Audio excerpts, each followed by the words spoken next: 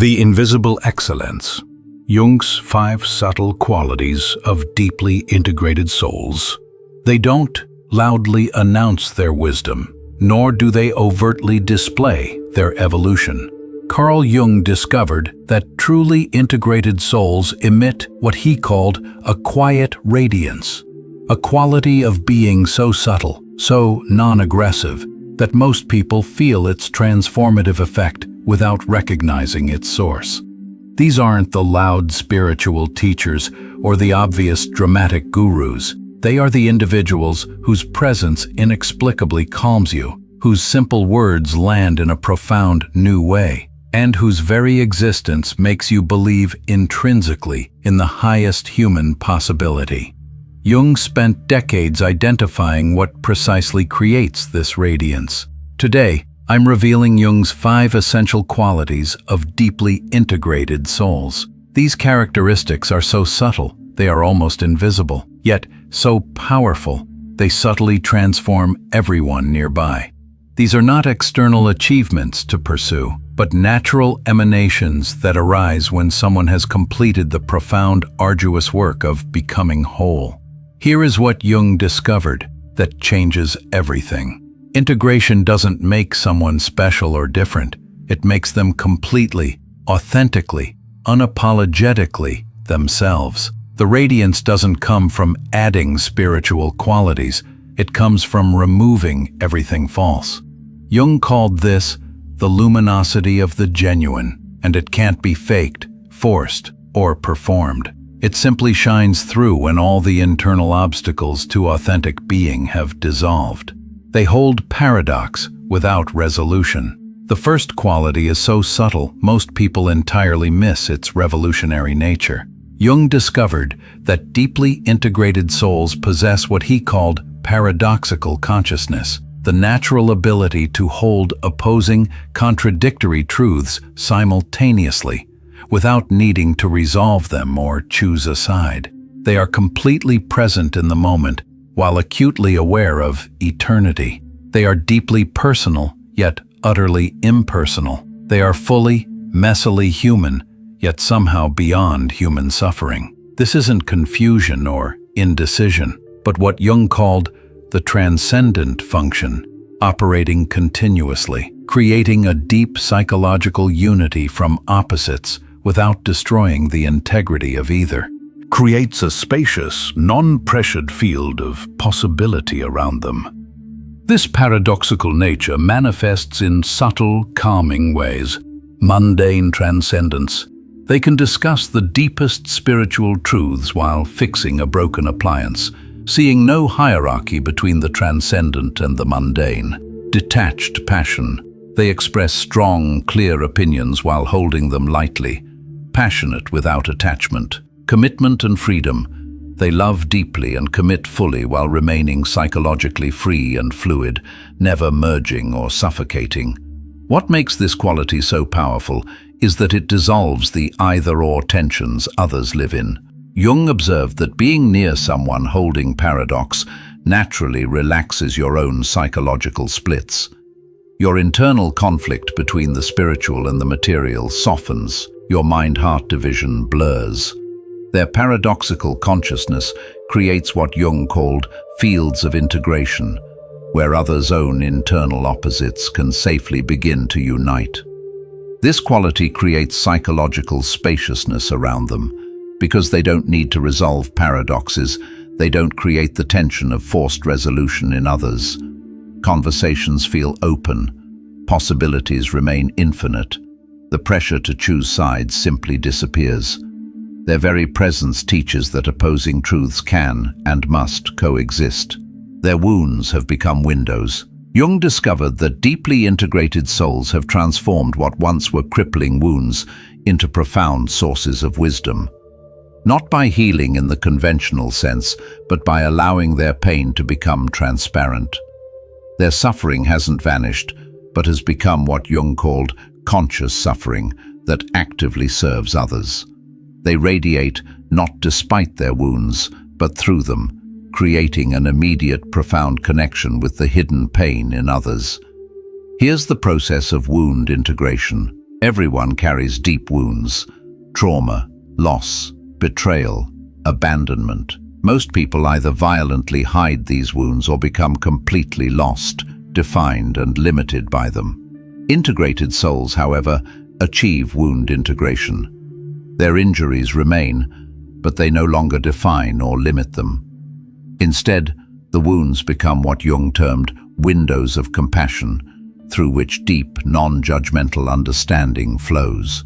Jung wrote, "The integrated person's wounds don't merely heal, they attention or pity. What makes this quality so powerful is how it universally affects others. Jung observed that the integrated soul's conscious relationship with their own wounding gives others explicit permission to acknowledge their own pain.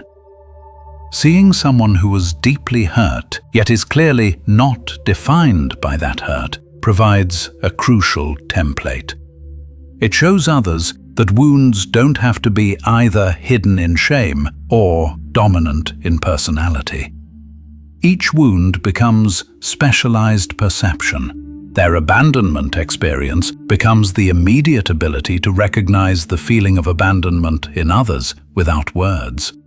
Their betrayal becomes the capacity to hold others' deep trust issues without judgment. This creates the wounded healer effect.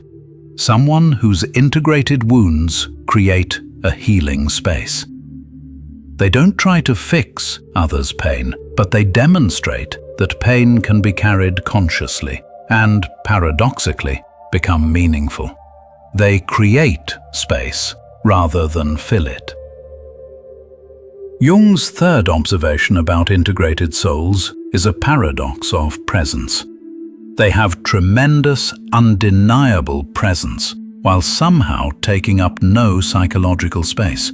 Instead of filling rooms with their energy, strong personality, or wisdom, they create what Jung called sacred emptiness, a container where others can safely discover themselves. Their radiance comes not from what they add, but from the liberating room they create for others' authentic emergence. Here is the contrast. Most people instinctively fill space with their thoughts, emotions, needs, stories, and opinions. Even well-intentioned, helpful people fill space with their helping. Integrated souls, however, achieve what Jung called positive absence, being fully present while creating maximum space. They are there but not imposing, available but not invasive, supportive but never suffocating. Jung wrote, "The integrated personality has learned the art of creative emptiness." They create space rather than content, allowing others to discover their own truth rather than being provided with it. This space creation manifests in subtle, felt ways. Setbacks live listening. In conversation, all possibilities in the other person. Nichols, no agenda. They offer empty presence, being there without any subtle or overt agenda for the outcome of the interaction. The space they create has a specific quality Jung called pregnant emptiness, not vacant, but charged with potential.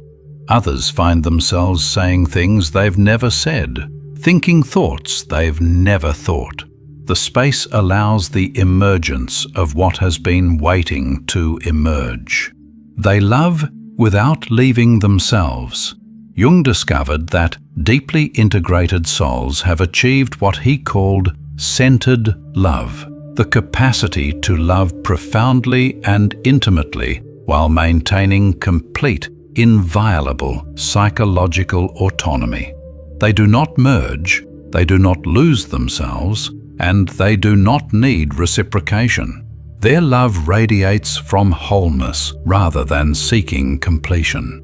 This isn't cold detachment, but what Jung called love from the self.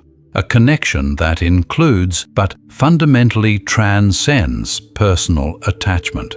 Here is the contrast with ordinary love. Most love involves what Jung called participation mystique, an unconscious, often painful merger where boundaries dissolve and people lose themselves in each other's needs.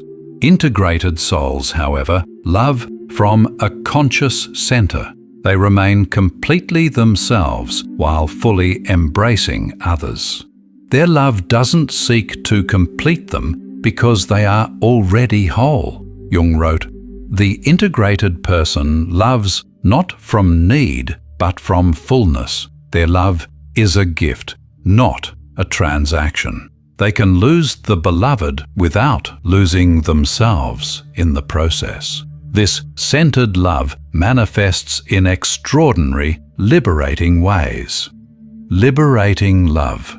They love without possessiveness, genuinely desiring the other's happiness, even if it means ultimate departure. Smelling boundaries. They connect without codependence, maintaining perfectly clear boundaries while remaining intimately present. Autonomous giving. They love without projection and without expectation, giving freely without tracking reciprocation or needing validation in return. What makes this quality so powerful is that it offers what Jung called unconditional positive regard, but from genuine higher forces, but are simply not blocking what naturally flows through human consciousness when the psychological obstacles are removed. Their radiance isn't a personal achievement, but impersonal light shining through personal clarity. They have become windows rather than opaque walls. Here is the final mechanism. Every human consciousness is potentially connected to what Jung called the collective unconscious, and beyond that, to transcendent dimensions of reality. But most people are too psychologically opaque, too dense with ego, shadow, and unresolved complex for this light to shine through. Integrated souls have become transparent through the rigorous work of consciousness, allowing natural luminosity to simply radiate. Jung wrote, "The individuated person doesn't become the light, they become transparent to it. Their work is not to shine, but to stop blocking the radiance that wants to flow through every human soul." This transparency manifests in subtle, unmistakable ways. Jeopardous presence. Their presence carries what Jung called a numinous quality, touching upon something sacred without trying. Emmetless light. They don't try to be spiritual or radiant.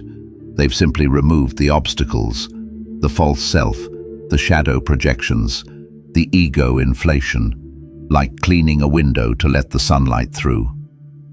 This transparency means they become vehicles for the transcendent without claiming special status. Grace flows through them, but is not owned by them. Wisdom emerges through them, but is not possessed by them. The effect on others is profound. Jung noted that being near transparent souls often triggers transcendent remembrance, a sudden, deep awareness of dimensions beyond ordinary consciousness. Their radiance reminds others of their own dormant potential luminosity. The revelation of wholeness. Here is Jung's complete picture of the subtle radiance of deeply integrated souls. They hold paradox without resolution. They transform wounds into windows. They create space rather than fill it. They love without leaving themselves. They've become transparent to transcendence. Jung wrote, "The integrated personality doesn't try to be radiant. They simply stop preventing radiance. Their light is not an achievement, but the revelation of what every human soul contains." Individuation, the natural consequence of becoming psychologically whole.